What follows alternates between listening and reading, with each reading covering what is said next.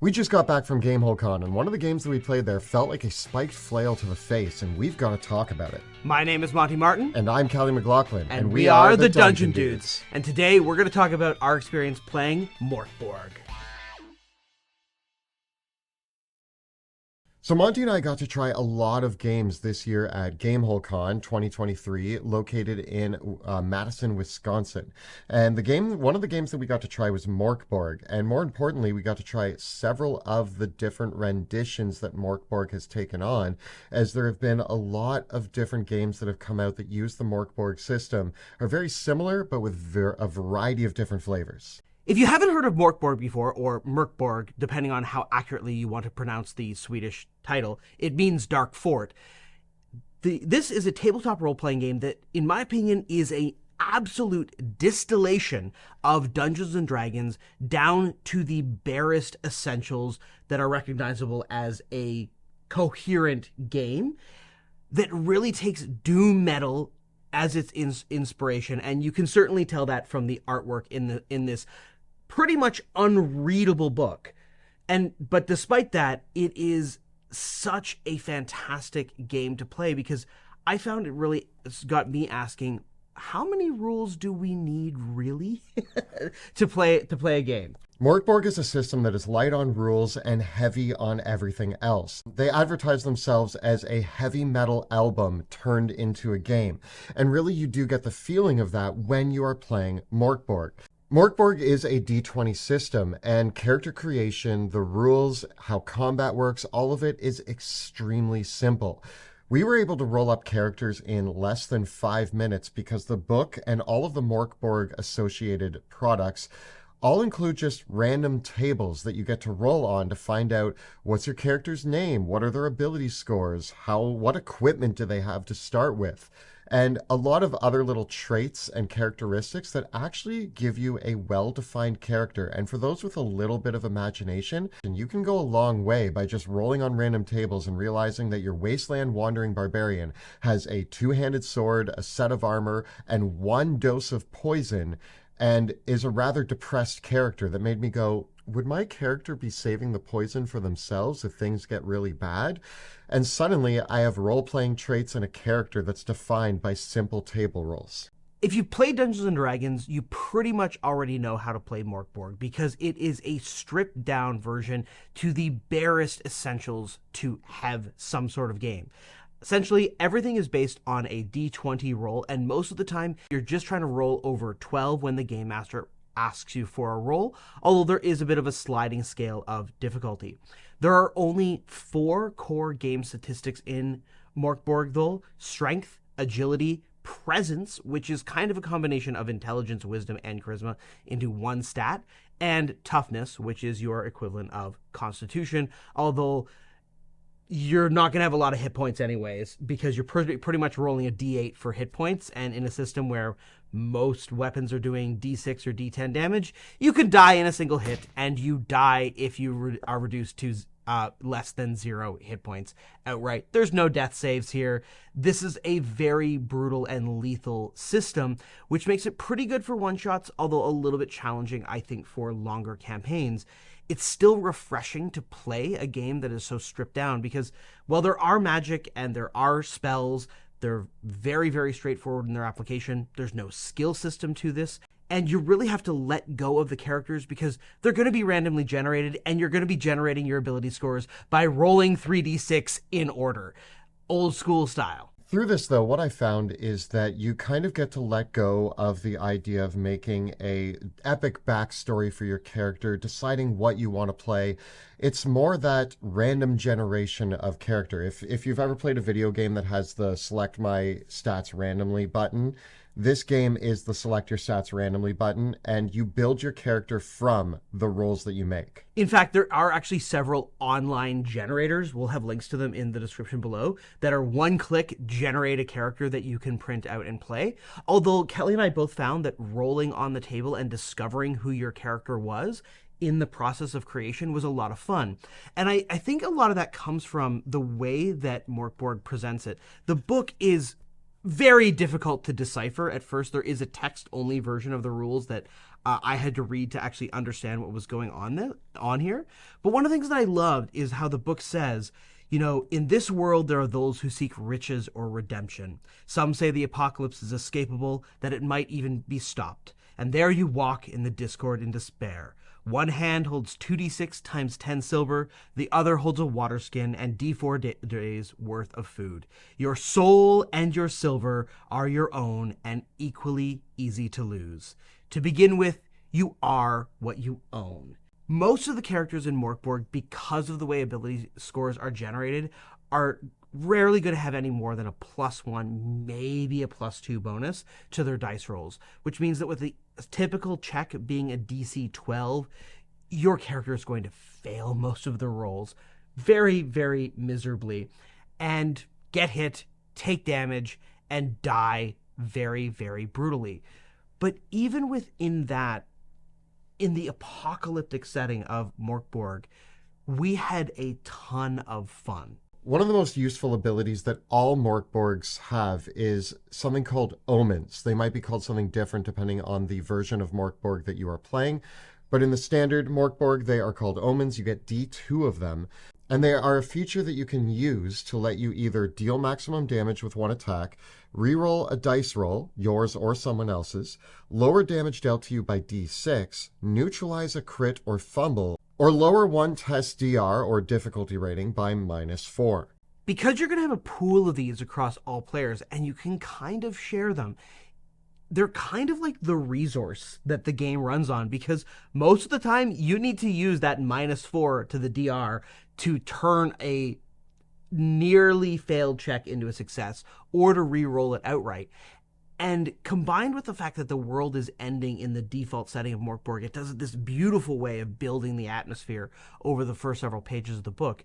The omens kind of feel like a weird countdown to doom. I do think one of the challenges that I had with this system that was actually fun to think about and overcome was that you are playing in a setting where the world is going to end, or everything's going to end relatively soon.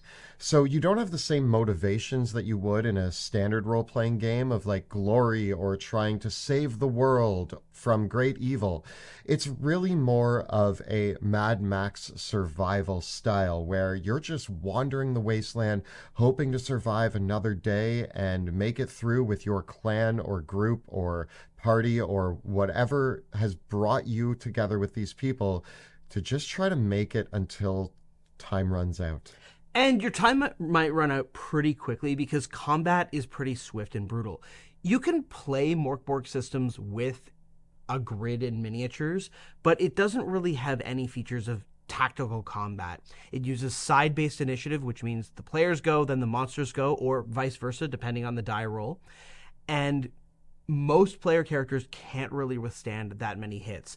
If you have armor, you get to roll a die to reduce the damage dealt to you by that roll when you're hit. And pretty much you make your own rolls as well to avoid getting attacked by a monster.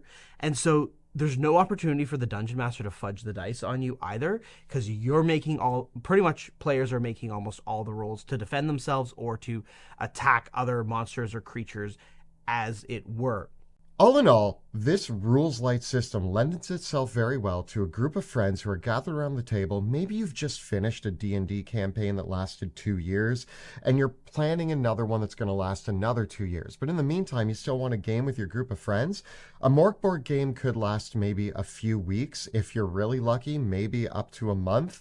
It's not a game that necessarily needs a long-term campaign with extreme goals. There can be short, one-shot adventures, and if you manage to survive, hey, what's the next adventure that you get to go on? And you can kind of work on it from there. In that way, I think that it's a lot of fun for convention play, or if everybody likes role-playing and you're just having a simple game night that isn't going to be a dedicated group that gets together every week, I would really recommend picking up Mork Borg. Finally, it's very easy to run as a game master because there's not a lot of rules to keep track of. You pretty much just have to decide on the DC, and the book is chock full of random tables to both give you inspiration for adventures as well as help inform the player character's role playing and what their traits are. In addition to generating your character's gear randomly, you can roll randomly for a class. The classes basically just give you a couple extra tables to roll on to inspire your character's personality, and might change what you roll for generating your ability scores. That's pretty much it. As I said, there is a spell casting system of scrolls, which you'll only be able to cast maybe 1d4 spells per day, and they're dangerous to cast. If you fail your casting roll, you will take damage and maybe cause some kind of arcane catastrophe. I was really impressed though, because some of the GMs that we played with over the course of the convention, some ran with pre-written adventures that were very well structured and felt like a really gritty Dungeons and Dragons game. Whereas another one of our game masters, who was actually the author of one of the variant systems, rolled on a bunch of random tables at the beginning of the book and use that as the basis for the adventure, and it was a completely improvised experience. And so if you have a group of players that really love to just riff on each other, they like kind of zany, dark humor, the adventures that you generate with this are going to be really up your alley. Now, the other thing that I think is important about Mork Borg that makes it stand out from all the other systems is actually the art and aesthetic of the books. Most of the Mork Borg systems include a lot of zany artwork and nearly incomprehensible reading. Now, when I say that, that's not actually a negative thing. Tables can be sideways on one page. They can be off in a corner with artwork splashed across the whole page. It's very much like flipping through the booklets that you used to get in your CDs of like heavy metal albums. It oozes vibes, and I think that's why Mork Borg won several Emmy Awards, including one for Best Layout and Design, and that's despite the fact that the book is really hard to read in a I need to learn how this game works. But it's just so beautiful, and every page captures the feeling. And it's interesting how I think in that respect, it's almost like the vibes are more important than the rules. I will say, though, for those of us who may have ADHD or other neurodivergencies that make it difficult to understand a book that is as scattered and random and full of colors and splash pages as this, you can hop online and actually get a easier to read PDF version. So once you glance through the beautifully designed book and you go, okay, my head's a mess now trying to understand this, you can simply go grab the PDF version of the Mork Borg that you bought and then glance through the rules in a much easier to read capacity that will help you grasp the very simple system that's in here. And for Game Masters, we got this really beautiful Mork Borg GM screen by Free League, which, like many Game Master screens, it actually does dispense with the crazy layouts that are inside the book and does something that is far more practical and readable for the Game Master, while still having a lot of style and substance. Because just look at that. That isn't that just yeah. I like that. I love the art style. You get tables in there of like somewhere to drink. There's stats for monsters in the GM screen, which is a testament to how easy the system is to run. All the rules for every single spell and power in the game are here. All the combat rules are here. And then you get extra tables to roll on as well for just, random things that you find in the city, or things to drink, or why is the innkeeper twitching? I think it's so good. I think it's so good that when you look at most systems and you think of the DM screen says, here's some of what we think might be relevant information for you to look at. With Mork Borg, it says, here's the entire game on a DM screen. Yeah. And that's incredible. Now, Mork Borg is a dark and gritty fantasy setting. You still have your swords and sorcery. But if that isn't your cup of tea, you're still probably in luck with the Mork Borg system, because if there's an idea that you have for something that could be dark, gritty, and challenging, but it's set in a different type of universe, there's probably a Mork Borg for you. And we bought many of them. So also by Free League is a hack of Mork Borg called Cyborg, which is for your cyberpunk settings. Which, again, just takes the punk aesthetic, like the punk metal aesthetic, overboard, and so replaces these spells with nanotechnology and other technological hack tools, uses much of the same ability scores, generates new types of gear, and lets you play that super gritty cyberpunk anti-corporate feeling game, and very much, I think, still has a very apocalyptic vibe to it at the same time, because it is definitely a game of being in corporate hell. What's really interesting is that no matter which version of the game you're getting, the rules all stay the same. They might just scratch off some of the titles and names. Omens might be called something different. Your abilities might be called something different, but at its core, they've really just changed the names of things. Everything else remains relatively the same. If you aren't a fan of cyberpunk or gritty fantasy, then maybe you're a fan of pirates, in which case you can grab Played Mork. This hack of Mork Borg, designed by Limathron, is actually incredible for those pirate adventures, especially if you are into facing undead pirates and gritty sort of naval fantasy monsters. Yeah. And it's designed by some really awesome people. We got to play a bunch of games with them at the convention. They were really cool, and they kind of shared with us all of the cool details of Played Mork, and I'm excited to dig into that one. And maybe you like ships, but you also like science fiction at the same time. We got to play with Brian, who is one of the designers of Vast Grimm, which is a completely gonzo science fiction, far future. The universe is ending Mork Borg hack. It was one of the most memorable games of the convention. The adventure was amazing, though I dare not recount what happened on a YouTube video. It was a wild and bonkers group of players that just took everything to the next level, and I don't even know how we got into the situations we got into. But Vast Grimm is a really beautiful system. If you want that sort of Guardians of the Galaxy got stuck in an Alien movie, and you have both of those vibes going at the same time. Probably got hopped up on a whole bunch of things that we shouldn't name. Yeah, it's a wild system. And if that isn't your sci-fi flavor and you want a more grounded and gritty, just sort of alien movie or Dead Space style horror, then you can pick up Death in Space. This game is based on a similar rule set to Mork Borg, although it does take a few extra liberties, but still the core mechanics remain the same, and it's a little bit better at that gritty sci-fi. Now, one of the hacks of Mork Borg that we also got to play over the weekend that we really loved and got to play, our GM was one of the authors, Erica Lau, is Ragnarborg. And Ragnarborg was amazing because it took the core of Mork Borg and set it in Ragnarok with the backdrop of Nordic and Viking mythology. And what was really cool about playing Ragnarborg was that the characters that we played were a little bit more robust and tougher than your typical Mork Borg characters. So we got to feel a lot more heroic.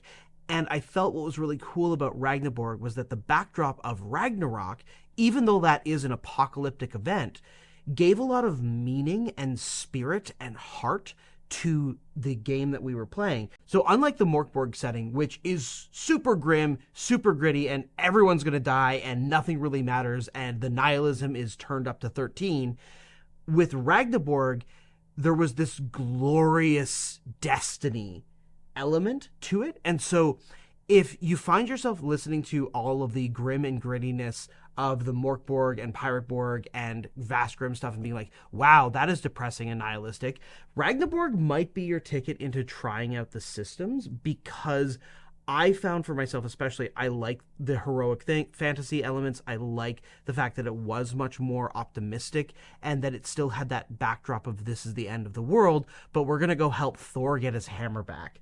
And I really enjoyed the adventure that was in here as well. And it has a wonderful critical table called Yay Violence that had some amazing and astounding effects on it too. I just want to talk about the character I got to play in Ragnarborg because I thought the mechanic was fantastic. I played a berserker, which felt very much like a barbarian with two hand axes. But the best mechanic I had a pouch full of mushrooms that any time that I started combat, I could eat one and roll on a table to see the effect it gave me. Now, it was a d6 table, and one of the numbers lets you fight to the end of combat without taking damage, and then you die instantly. So, yes, it is still a gritty game where you Oh, might yeah. die, but I didn't roll that. I rolled one that let me do double damage on all of my attacks. I rolled another one that let me make extra attacks on my turn and move faster. It was a lot of fun, and I felt like an absolute beast when I jumped on top of a dire bear and killed it on our first round of By combat. ripping its arm off and stuffing it in its mouth, Yeah, which was great. Despite the lethality, it's worth noting that Ragnaborg has this mechanic. Pirate Borg also has a bit of this, and several of the other Borgs that we played do have this too. In Ragnaborg, the Valkyries can intercede in your death and might allow you to come back.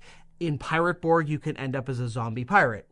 So just because your character dies doesn't necessarily mean that you're out of the game. And it's also, because all these systems, you can click a button with a character generator and get a new character. You just jump right back on into the action, despite the fact that these are very much kind of meat grinder games.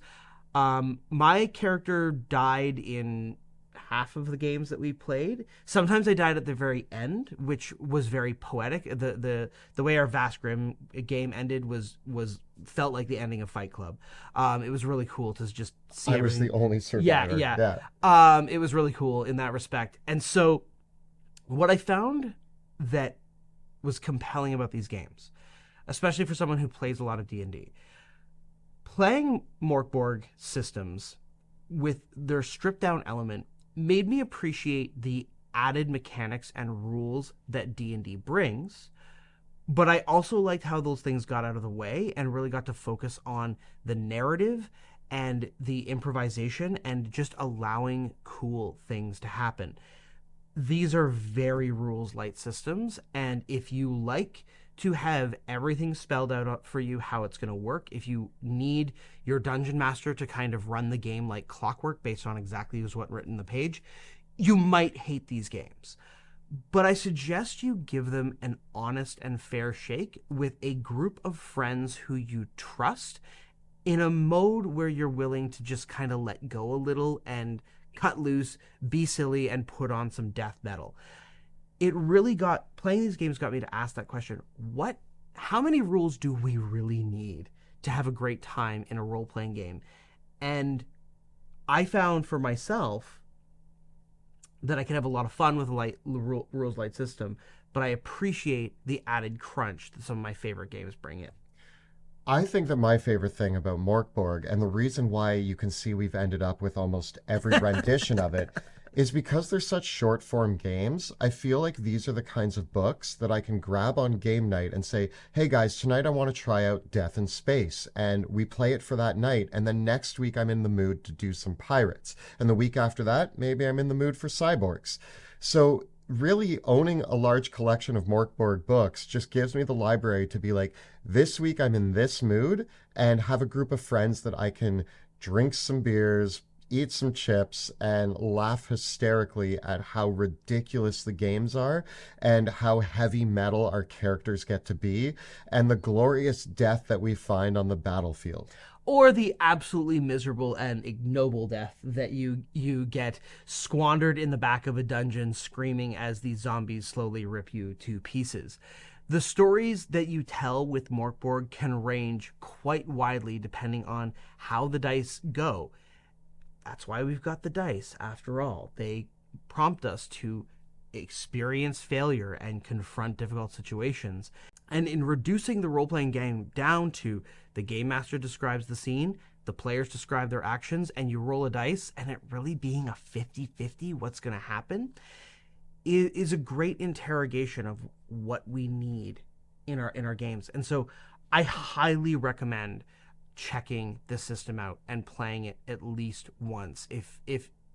If you play it and you hate it, I'll be very surprised. I think that it is a system that you do need to give a fair shake to, and you'll probably have a really good time with it. Might not be the game that you reach for every single time you want to play a role-playing game, but it's a worthy addition to your library, and I think a really big thing for anyone to try at least once. So if you've tried Mork Borg or have a different hack of Mork Borg that we don't already own, I want to hear about it in the comments below. The videos that we create on our channel are made possible thanks to the incredible generosity of our Patreon supporters. If you enjoy the work that we do here on YouTube, please consider becoming a patron of the channel by following the links in the description below. And make sure to check out our actual play in the Worlds of Drakkenheim, which uses the D&D 5e system. You can find all the previous episodes right up over here. And we've got plenty more looks at some other role-playing games that we've been trying. You can find those videos right up over here. Please subscribe to our channel, like this video, and ring that bell so that you never miss an episode. Thanks so much for watching, and we'll see you next time in the dungeon.